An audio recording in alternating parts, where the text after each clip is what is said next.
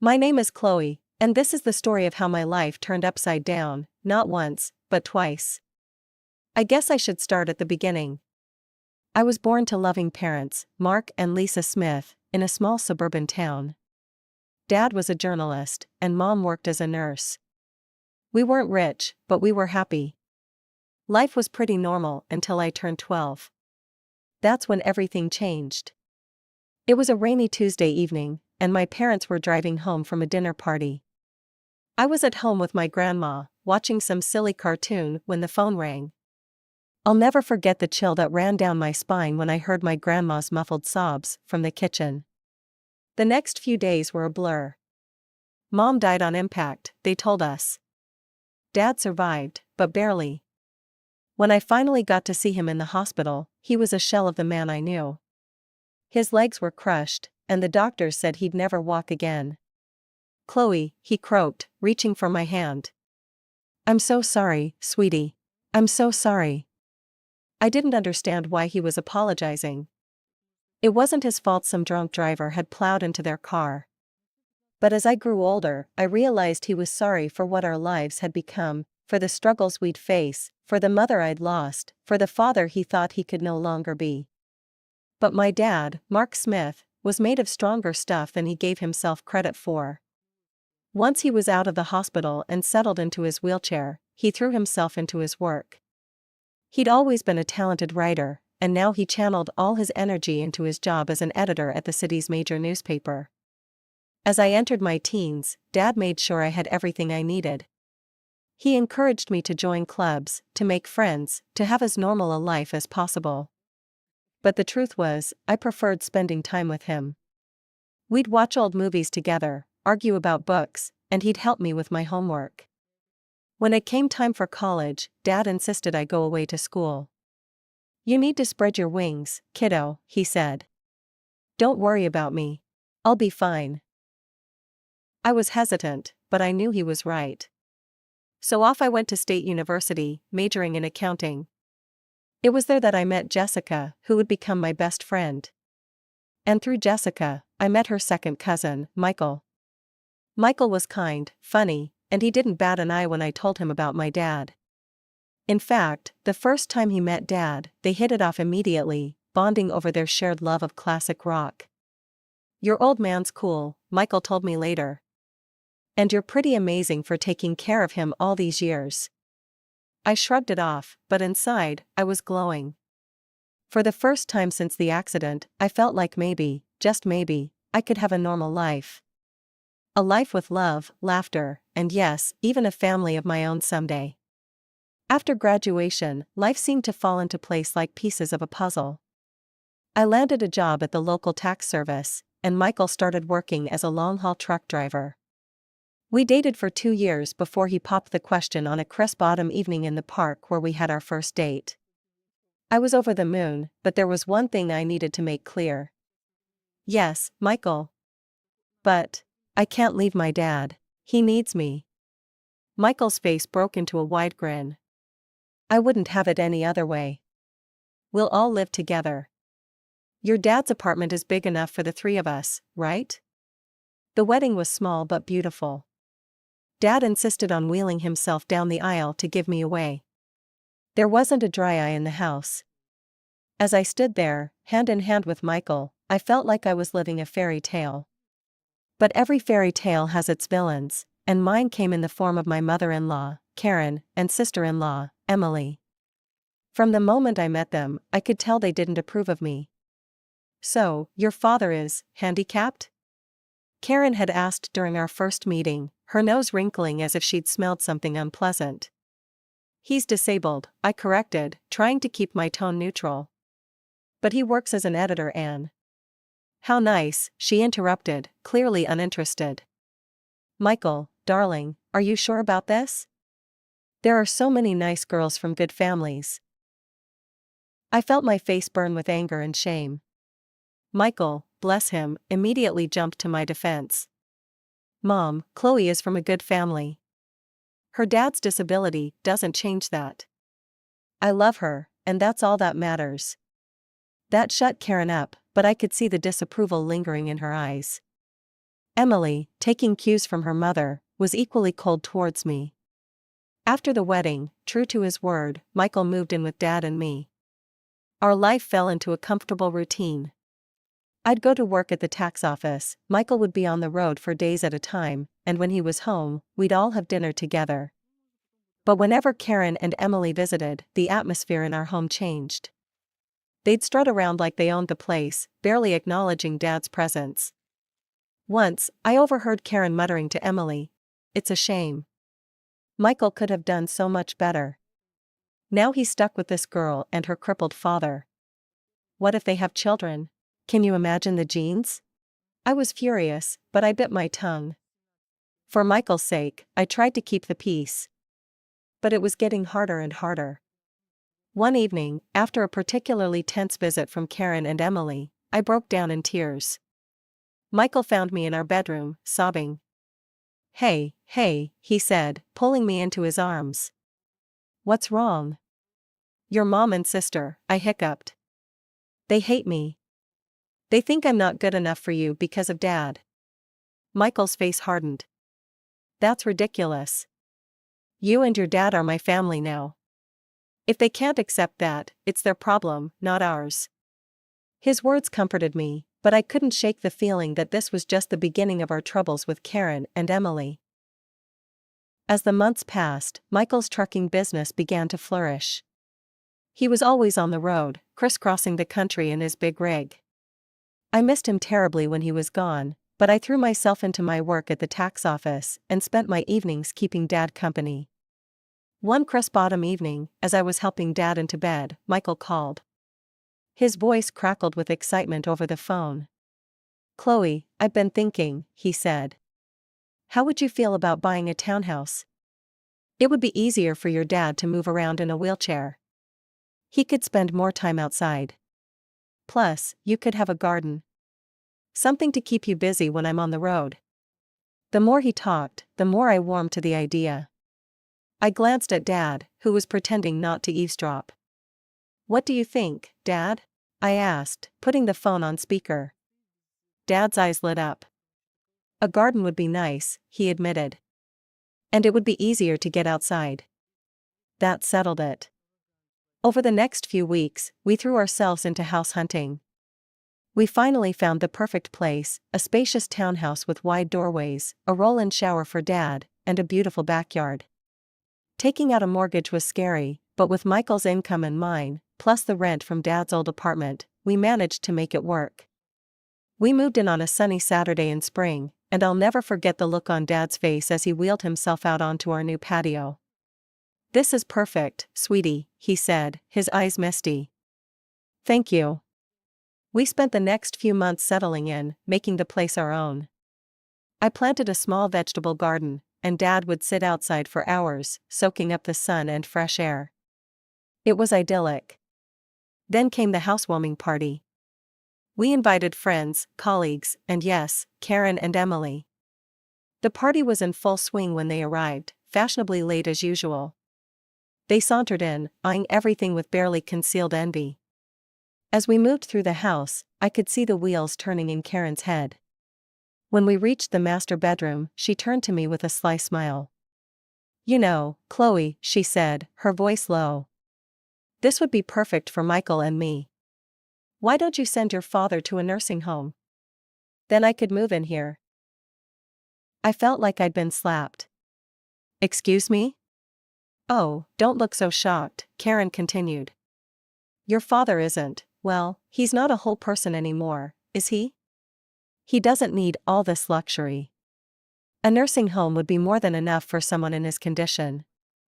Before I could respond, Karen marched out to the patio, where Dad was chatting with some guests. To my horror, she grabbed the handles of his wheelchair and started pushing him towards the driveway. "Karen!" I shouted, running after her. "What are you doing?" "If he won't go to a nursing home, he can stay outside," she sneered. "That's what you wanted, isn't it? For him to be outdoors?" I was shaking with rage and disbelief. Thankfully, Michael had heard the commotion and came running. His face turned red with anger when he saw what his mother was doing. "Mom," he bellowed. What the hell are you doing? Let go of Mark's chair right now. Karen looked shocked at Michael's tone. But honey, I was just. I don't want to hear it, Michael cut her off. You and Emily need to leave. Now. After they left, Michael apologized profusely to Dad and me. I'm so sorry, he said, his voice breaking. I had no idea she would. I'm just so sorry. Dad reached out and patted Michael's hand. It's not your fault, son. Some people, they just can't understand. Life settled into a new rhythm after the housewarming incident. Karen and Emily kept their distance, which suited me just fine. Michael threw himself into his work, taking on more long-haul routes to help cover our new mortgage. I split my time between my job at the tax office and tending to our home and Dad. 2 years passed in the blink of an eye. Our life fell into a comfortable routine.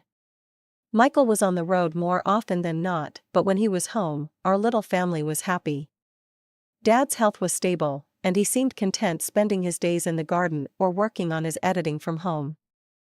Then came the call that shattered my world. I was at work when my phone rang. An unfamiliar male voice greeted me. Mrs. Thompson? This is Officer Rodriguez from the Highway Patrol. My heart dropped into my stomach. Yes? I managed to squeak out. I'm sorry to inform you that your husband, Michael Thompson, has been in a serious accident. The rest of the conversation was a blur. Words like head-on collision and didn't make it floated around me, but I couldn't process them. It wasn't until I heard myself thanking the officer and hanging up that reality began to sink in. Michael was gone. The next week was a haze of grief and disbelief. I moved through the motions of planning the funeral like a robot, barely able to comprehend what was happening. The day before the funeral, I steeled myself and called Karen. I thought she deserved to hear about her son's death from me, not from some impersonal newspaper obituary. Hello? Karen's sharp voice answered. Karen, it's Chloe, I said, my voice trembling. It's about Michael. He's gone. There was an accident. There was silence on the other end of the line. Then, to my shock, Karen's voice came back, dripping with venom. This is your fault, she hissed. You forced him to work so hard, driving that truck to pay for your fancy house. You killed my son. I was stunned. Karen, that's not. Save it, she snapped. I expect you to give him the best funeral money can buy. But don't expect a penny from us. You made your bed, now lie in it. The line went dead. I stood there, phone in hand, tears streaming down my face. How could she be so cruel? How could she blame me for this? The day of Michael's funeral dawned gray and drizzly, matching my mood perfectly. The church was packed. Michael had been well liked in the community, and it seemed like half the town had turned out to pay their respects. After the service, as people filed past to offer their condolences, I was struck by the absence of Michael's mother and sister. They hadn't even bothered to show up to their own son and brother's funeral. Dad reached out and squeezed my hand. Their loss, sweetie. We're family, and we'll get through this together. As we pulled into our driveway, something seemed off. The lights were on in the house, which was strange, because I was sure I'd turned everything off before we left. Did you leave any lights on, Dad? I asked, frowning. He shook his head. No, I don't think so. As we got closer, I could see movement inside the house. My heart started racing. Were we being robbed? On the day of Michael's funeral, no less? I helped Dad out of the car and into his wheelchair, my mind racing. Should I call the police? But as we approached the front door, I heard familiar voices inside. My blood ran cold as I recognized them. I pushed open the door to find Karen and Emily in our living room, surrounded by boxes and pieces of furniture. What the hell is going on here? I demanded, my grief momentarily forgotten in the face of this outrageous intrusion.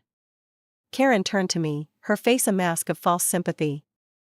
Oh, Chloe, dear. We're just helping you pack up. After all, you can't possibly afford to keep this place now that Michael's gone. I was speechless. Emily chimed in, her voice sickeningly sweet. Don't worry, you can go back to your father's apartment. It's cozy. I could feel the rage building inside me. Get out, I said, my voice low and dangerous. Get out of my house right now. Karen had the audacity to look offended. This house belongs to us now. All of Michael's property does. We're his real family, after all. Like hell you are, I exploded. Where were you today? At his funeral? Oh, that's right, you couldn't be bothered to show up. Karen waved her hand dismissively. We were busy making arrangements. Now, be a good girl and start packing. We'll need you out by tomorrow. I couldn't believe what I was hearing. These women hadn't shed a tear for Michael, hadn't even attended his funeral, and now they were trying to kick us out of our home? I'm calling the police, I said, pulling out my phone. Karen and Emily exchanged worried glances. They clearly hadn't expected me to fight back. Now, Chloe, Karen began, but I cut her off. No. You have exactly 5 minutes to get out of my house before I call the cops. This is my home. Michael and I bought it together. You have no right to be here. Maybe it was the steel in my voice, or the fire in my eyes, but Karen and Emily finally seemed to realize they'd gone too far. They gathered their things and left, but not before Karen turned to me with a sneer. This isn't over, Chloe. You'll be hearing from our lawyers. The days following Michael's funeral were a blur of grief, anxiety, and paperwork. I threw myself into sorting out Michael's affairs, partly to keep busy and partly out of fear that Karen and Emily would try to swoop in and take what wasn't theirs. A week after the funeral, I received a call from a local law firm. My heart raced as I answered, fearing it was Karen making good on her threat of legal action. Mrs. Thompson, a crisp, professional voice asked. This is James Anderson from Anderson and Partners. I'm calling regarding your late husband's will. I felt a glimmer of hope. His will? I didn't know he had one. Yes, ma'am. Mr. Thompson came to see us about 6 months ago. He asked that we contact you in the event of his passing. I scheduled an appointment for the next day, my mind reeling. Why hadn't Michael told me about this? What did it mean? The next morning, I wheeled Dad into Mr. Anderson's office. The lawyer greeted us warmly, his kind eyes crinkling at the corners. Mrs. Thompson, Mr. Smith, thank you for coming in, he said, gesturing for us to settle near his desk. I'm sorry for your loss. Mr. Anderson opened a file on his desk. Now, as I mentioned on the phone, your husband came to see us to draft his will. He was very clear about his wishes. I held my breath as Mr. Anderson began to read. I, Michael Thompson, being of sound mind, do hereby bequeath all my worldly possessions to my beloved wife, Chloe Thompson. I gasped. Dad's grip on my hand tightened. Mr. Anderson continued, this includes our home, my truck, and all our savings. It is my wish that Chloe use these resources to care for herself and her father, Mark Smith, whom I have come to love as my own. Tears were streaming down my face now. Even from beyond the grave, Michael was taking care of us. There's more, Mr. Anderson said gently. Mr. Thompson left a letter for you. He handed me an envelope. With shaking hands, I opened it and began to read. My dearest Chloe. If you're reading this, it means I'm gone. I'm so sorry for leaving you and Mark. Please know that you two were the best thing that ever happened to me. I made this will because I know how my mother and sister can be. I didn't want to worry you, but I needed to make sure you and Mark were protected if anything happened to me. You're my real family, Chloe. You and Mark. Not them. Take care of each other. Live your lives to the fullest. And know that I'll always be watching over you. All my love, Michael. I clutched the letter to my chest, sobbing. Dad was crying too, his weathered hand patting my arm. Mr. Anderson gave us a moment before speaking again. Mrs. Thompson, there's one more thing. Your husband's truck was insured. Given the circumstances of the accident, the insurance company will be paying out the full value of the policy.